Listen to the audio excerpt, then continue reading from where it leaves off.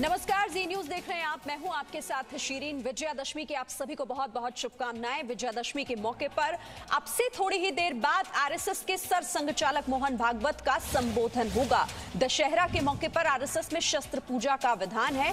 Corona की वजह से नागपुर में होने वाले आज के इस कार्यक्रम में हालांकि कई तरह के बदलाव भी किए गए हैं। नागपुर में आयोजित ये कार्यक्रम इस बार मैदान में ना होकर डॉक्टर हेडगेवार स्मृति मंदिर परिसर के हॉल में होगा।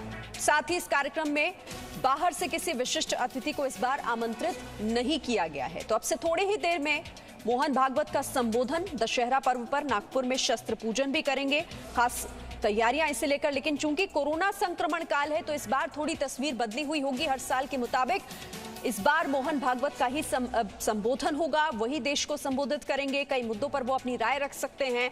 शस्त्र पूजन का भी कार्यक्रम आज है। दशहरे के पर्व पर नागपुर में ये खास कार्यक्रम।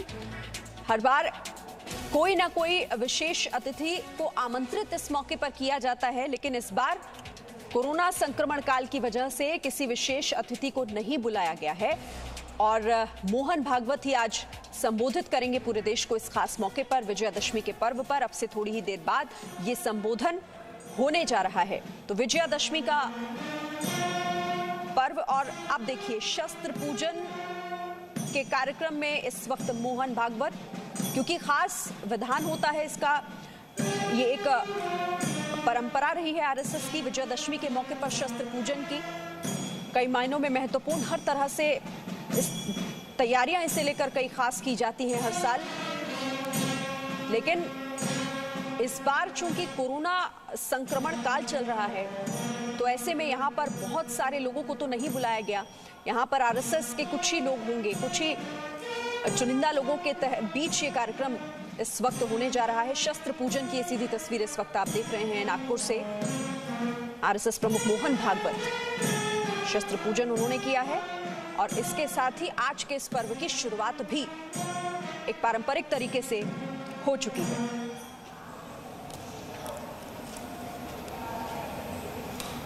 और अब से थोड़ी देर बाद विजयादशमी के पर्व पर आरएसएस प्रमुख का संबोधन भी आप देखेंगे, वो तस्वीरें भी हम आपको सीधी दिखाएंगे। लेकिन फिलहाल शस्त्र पूजन के बाद अब थोड़ी ही देर में देश को संबोधित करेंगे आरएसएस प्रमुख मोहन भागवत। और कई महत्वपूर्ण मुद्दे हो सकते हैं क्योंकि हर बार वो सामाजिक मुद्दों को लेकर, देश की गंभीर जो विषय हैं उन पर अपनी राय रखते हैं। देश को एक दिशा देने वाला ये संबोधन होता है जिसमें आरएसएस प्रमुख मोहन भागवत संबोधित करते हैं। ये शस्त्र पूजन की तस्वीरें, थोड़ी देर पहले की तस्वीरें हैं ये। इस मौके पर शस्त्र पूजा की तैयारियां और उसके बाद शस्त्र पूजन किया यहां पर मोहन भागवत ने। और इसके साथ इस उत्सव की शुरुआत की गई है। राष्ट्रीय स्वयंसेवक संघ के स्थापना दिवस और साथ ही विजयादशमी का आज दिन, तो ऐसे में ये कार्यक्रम काफी खास हो जाता है कई मायनों में। और पूरे देश को संबोधित करने का कार्यक्रम भी अब से थोड़ी देर बाद शुरू हो जाएगा। मोहन भागवत जब अपने संबोधन में बहुत सारे ऐसे मुद्दे हो सकते हैं जिन पर वो बात कर सकते हैं। राम मंदिर हो सकता है, कोरोना संक्रमण पर वो अपनी राय रख सकते हैं, साथ ही कृषि नीति, सामाजिक समरसता, ये वो महत्वपूर्ण विषय है जिस पर मोहन भागवत आज अपना संबोधन देश के सामने रखेंगे, संबोधित करेंगे देशवासियों को। इससे पहले भी जब जब उन्होंने देशवासियों को संबोधित किया है तो किसी ना किसी सामाजिक मुद्दे पर ध्यान आकर्षित करने की पूरे देश को की तरफ कोशिश उनकी तरफ से हुई।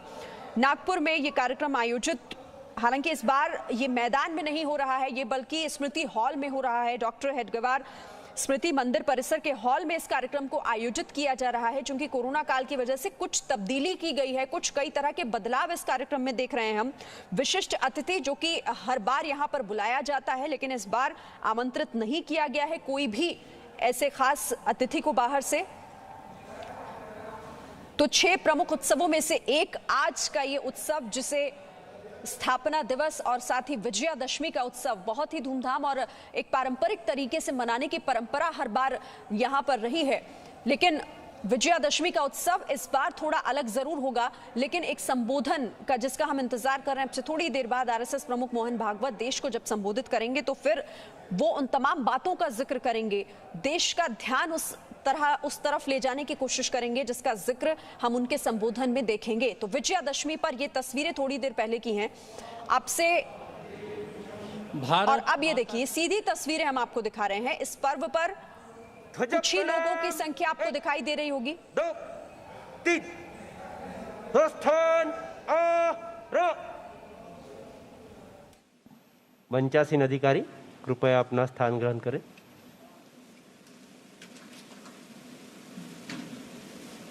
सांघिक गीत।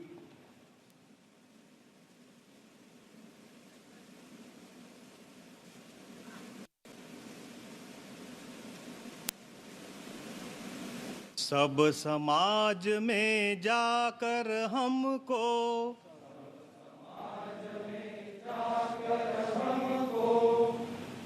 सब में समरस होना है। संगठन की धारा बनकर सभी दिशा में बहना है। सभी दिशा में बहना है। शाखा ही तो साधन अपना व्यक्ति व्यक्ति को गढ़ने को। अपनाए यह कार्य पद्धति विश्व बंधुता बढ़ने को।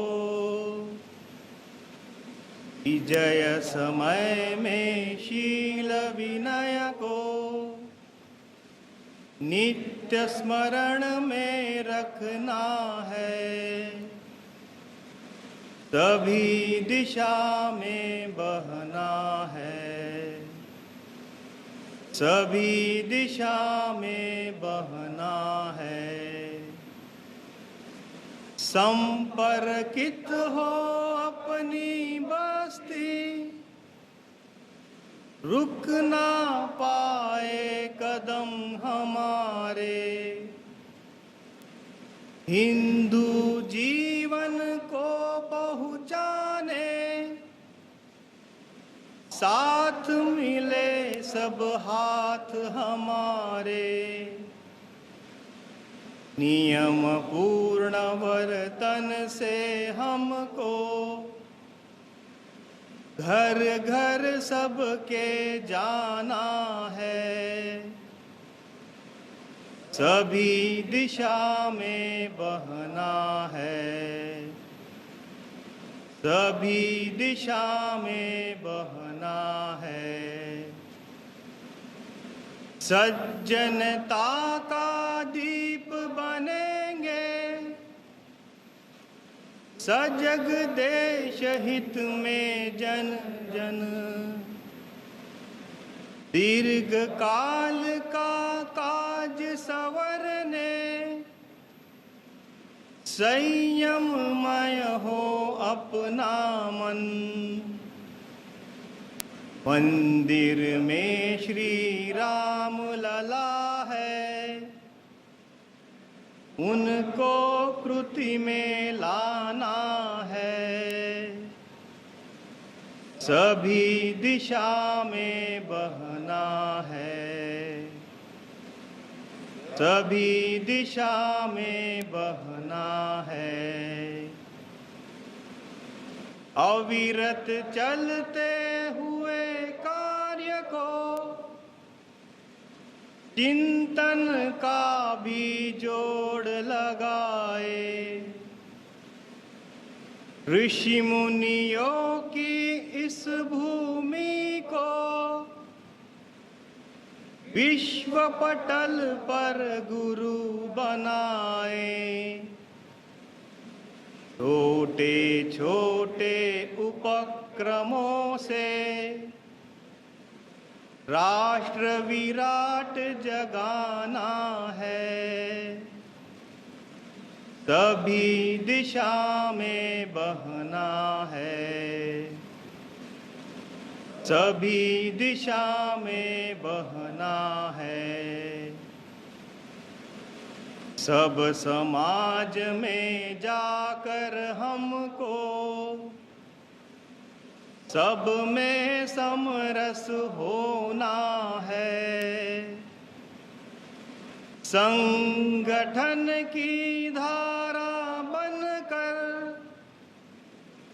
सभी दिशा में बहना है, सभी दिशा में बहना है, सभी दिशा में बहना है।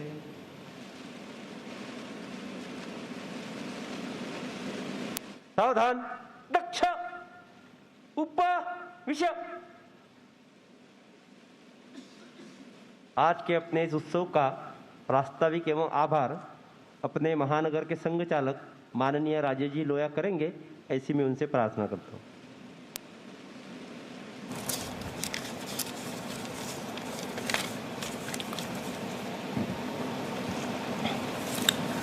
परम पूज्य सरसंघ चालक जी, मंच पे उपस्थित माननीय प्रांत संघ चालक जी श्री राम जी हरकरे,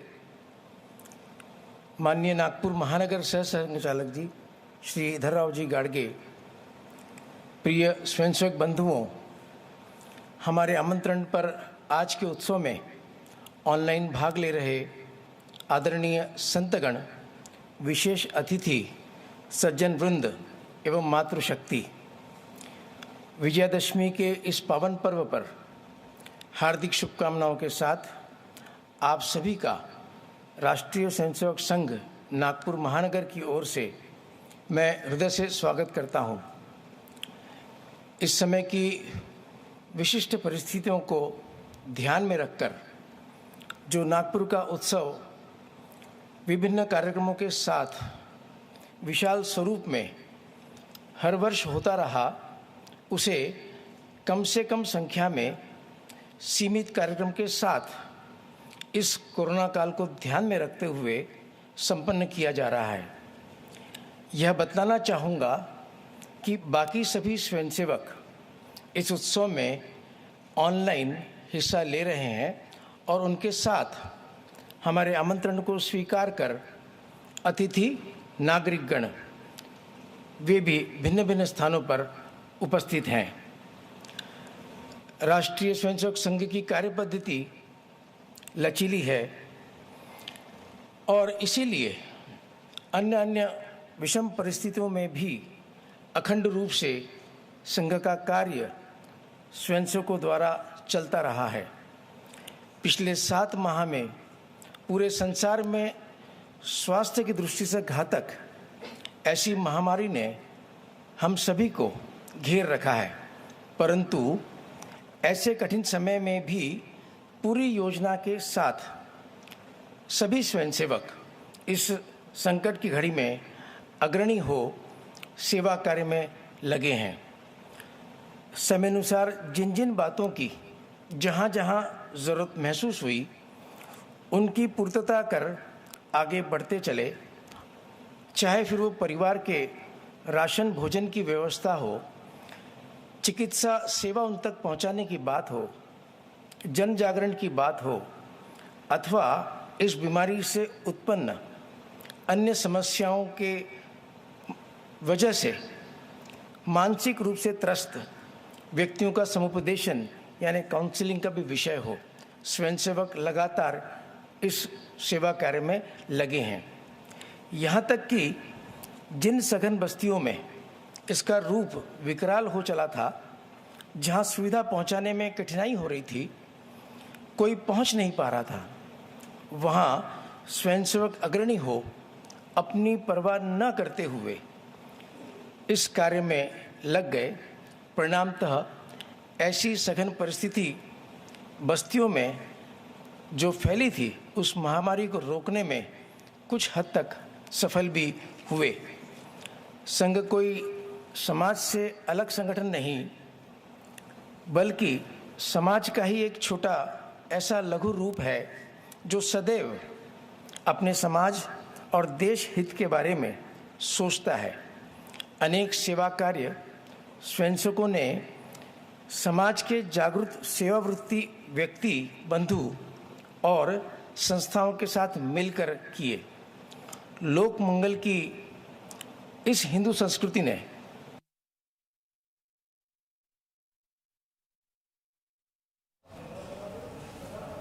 तो विजयादशमी पर ये आरएसएस का खास कार्यक्रम अब से थोड़ी ही देर बाद संघ प्रमुख मोहन भागवत संबोधित करेंगे पूरे देश को। इस बार इस कार्यक्रम को थोड़ा अलग तरीके से इसका आयोजन किया गया है और सोशल मीडिया प्लेटफॉर्म पर, यूट्यूब पर और दूसरे जो सोशल मीडिया प्लेटफॉर्म है उसके जरिए देश भर में अलग अलग जगहों पर जो आरएसएस के कार्यकर्ता हैं, जो देशवासी हैं, वो इस संबोधन को सुन पाएंगे। चूंकि इस बार कुछ ही लोगों को यहाँ पर इस कार्यक्रम में शामिल होने की अनुमति मिली है क्योंकि कोरोना संक्रमण काल है, तो ऐसे में ज्यादा लोगों का यहाँ पर होना मुमकिन नहीं है। इसीलिए चुनिंदा लोगों के बीच इस वक्त विजयादशमी का और स्थापना दिवस का ये खास कार्यक्रम इस वक्त नागपुर में चलाया जा रहा है। Presenting B News app available on Google Play and App Store. Download it now.